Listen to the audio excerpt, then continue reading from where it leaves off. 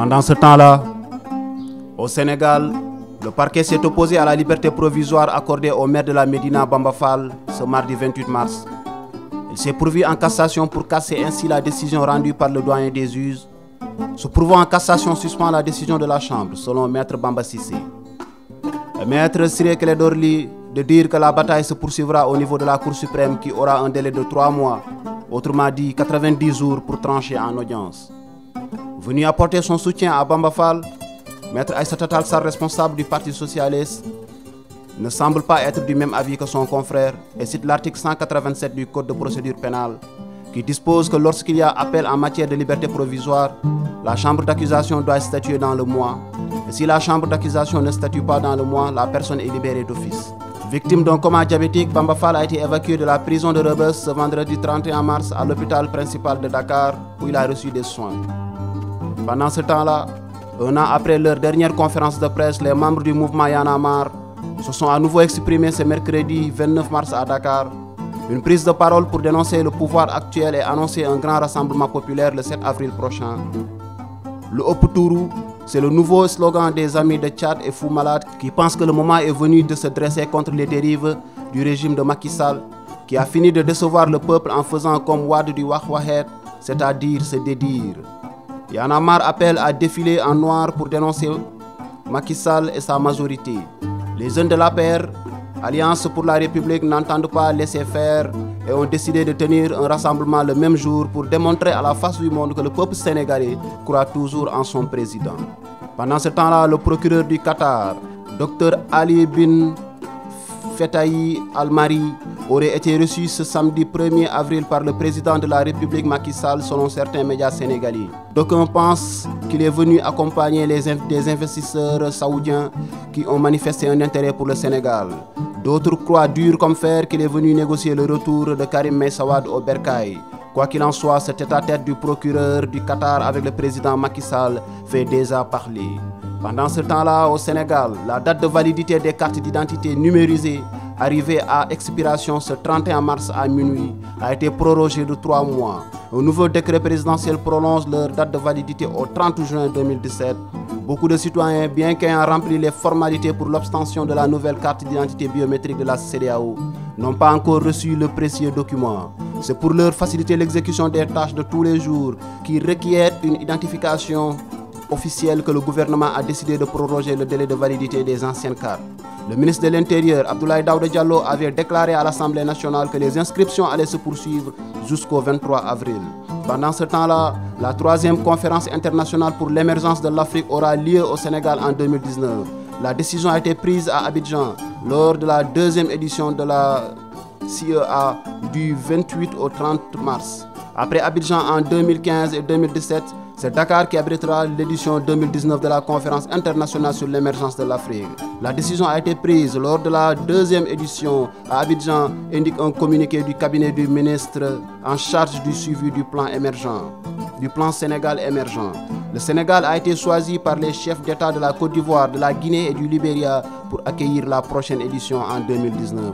Pendant ce temps-là, pour tenter de sortir le pays de la crise née de la contestation de sa réélection en août dernier, le président gabonais Ali Bongo Ondimba a lancé ce mardi 28 mars son dialogue qui associe de très nombreuses organisations de la société civile et une partie de la classe politique, mais pas son principal opposant car Jean Ping et ses alliés boycottent le rendez-vous. Pendant ce temps-là, après son extradition mi-mars du Sénégal vers la Guinée, Toumba Diakité, l'aide de camp du capitaine Moussa Dadis Camara, était face aux juges d'instruction ce mardi 28 mars. Le chef de la junte militaire, au pouvoir en 2009, est poursuivi pour son implication dans le massacre du 28 septembre 2009, où au moins 150 personnes sont décédées et une centaine de femmes violées pendant une manifestation. L'ancien militaire est auditionné par le pool de magistrats instructeurs depuis son retour. Pendant ce temps-là, Simone Gbagbo a été acquittée le 28 mars par la cour d'assises d'Abidjan, devant laquelle elle était jugée pour crime contre l'humanité. Cet acquittement ne clôt pas encore le dossier. L'ex-première dame fait l'objet d'un mandat d'arrêt de la Cour pénale internationale. Depuis 5 ans, les autorités ivoiriennes refusent de l'exécuter. Une grande joie évidemment C'est ce qu'aurait ressenti Laurent Gbagbo en apprenant l'acquittement de son épouse le 28 mars par la cour d'assises d'Abidjan. Mais son avocat, maître Emmanuel Altit, ne sera pas plus loquace sur la question. L'ex-ministre de la Jeunesse, Charles Blé Goudé, exprime lui, via ses avocats, une joie mesurée, puisque l'ex-première dame reste détenue pour des atteintes à l'autorité de l'État, participation à un mouvement insurrectionnel et trouble à l'ordre public, pour lesquels elle a été reconnue coupable et condamnée à 20 ans de prison en mars 2015.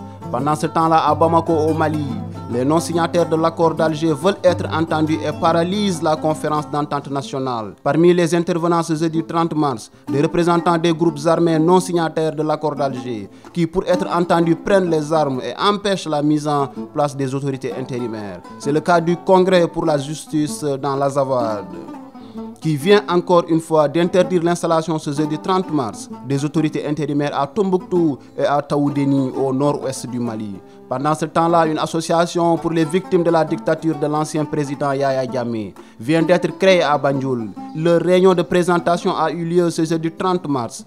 Le communiqué pour les victimes des atrocités de Yaya Jammeh regroupe des proches ayant perdu un frère, une mère, un mari, réunis derrière le slogan Gambia Justice Must Prevail.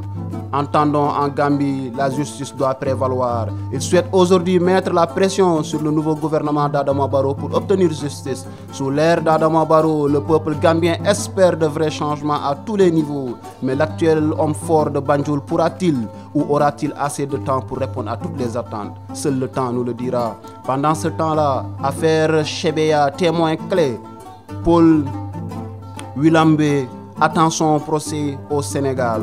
Inculpé, interrogé par le juge il y a plus de 2 ans, ce témoin essentiel dans le dossier des assassinats en République démocratique du Congo en 2010 du défenseur des droits de l'homme Floribert Chebeya et de son chauffeur Fidel Bazana, n'a pour le moment aucune nouvelle de la justice sénégalaise qui a été saisie en vertu de la compétence extraterritoriale. Devant le juge de Dakar, Paul Wilembé a répété ses accusations. Il affirme avoir vu via une caméra de surveillance ceux qui ont tué et asphyxié Floribert Chebeya dans les locaux de la police dirigés à l'époque par le général Numbi, locaux qui étaient sous la responsabilité de Wilembé. Paul Wilembé est en relation chaque mois avec la justice sous contrôle judiciaire. Il doit en effet pointer devant le juge. Et c'est son seul contact car depuis son interrogatoire en février 2015, il attend son procès, explique son avocat maître Domingo Dieng. Pendant ce temps-là, en Afrique du Sud, c'est l'inquiétude, la stupeur, voire la colère après un important remaniement du gouvernement. Le président Jacob Zuma a remercié une quinzaine de membres de son cabinet ce jeudi 30 mars à l'issue d'une semaine politique tendue. Mais surtout, le chef d'État se débarrasse de son détracteur, le très respecté ministre des Finances Pravin Gordhan, ce qui a provoqué dès ce vendredi 31 mars une chute de la devise nationale sur les marchés boursiers. C'est un véritable bouleversement politique. Le chef de l'État s'est débarrassé de son ministre des Finances malgré l'opposition de son propre parti et de ses alliés. Pravin Gordhan était devenu un ministre encombrant pour le président Zuma, s'opposant aux dérives budgétaires du gouvernement et dénonçant la corruption. Le chef de l'État, embourbé dans des scandales, a désormais les mains libres. Mais jusqu'à quand, dira-t-on? Pendant ce temps-là, toujours en Afrique du Sud, des centaines de personnes se sont rassemblées au cimetière de West Park à Johannesburg pour rendre hommage à Ahmed Katadara, figure de la lutte anti-apartheid, décédé mardi 28 mars à l'âge de 87 ans.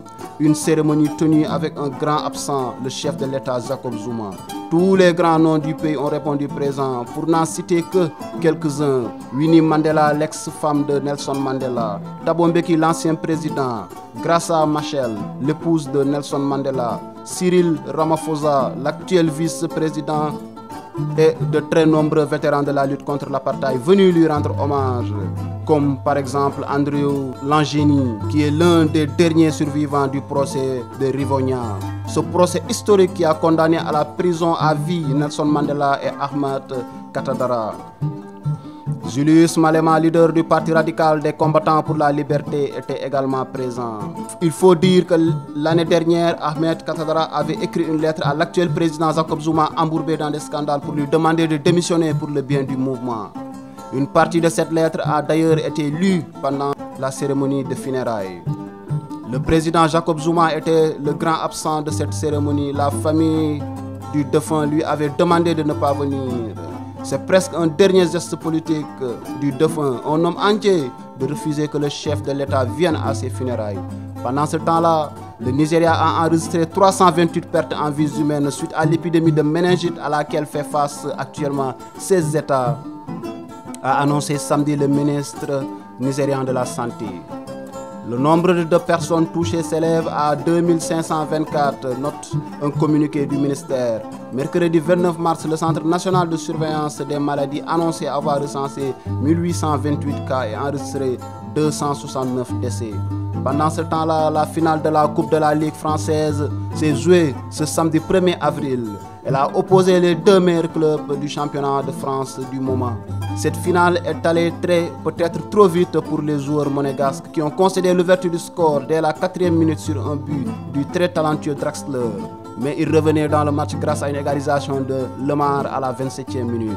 À une minute de la mi-temps, le club de la capitale française reprenait le dessus grâce à un but de Di Maria à la 44e minute, de quoi rentrer tranquillement au vestiaire. Les Parisiens n'avaient pas dit leur dernier mot et l'Uruguayen Edison Roberto Cavani Gomez non plus, qui va y aller de son doublé en marquant à la 54e et à la 90e minute pour définitivement sceller le sort de cette finale. Pendant ce temps-là, en première ligue anglaise, Sadio Mané et Liverpool ont dominé Everton de Idrissa Gana Gueye sur le score de 3 buts à 1. L'international sénégalais Sadio Mané a ouvert le score d'une frappe croisée imparable à la 8e minute avant de se faire imiter par ses coéquipiers d'attaque Philippe Coutinho et Origi. Sadio Mané a marqué ce samedi 1er avril son 13e but de la saison avant de sortir sur blessure qui ne rassure nullement son entraîneur Jürgen Klopp. Pendant ce temps-là, toujours en première ligue anglaise pour la première fois depuis septembre dernier, Chelsea a chuté à domicile. Malgré une nette domination, les Blues ont perdu contre Crystal Palace, qui a dit que la bataille pour le titre était déjà scellée en Premier League. Non, Chelsea n'a pas encore fait main basse sur la couronne nationale.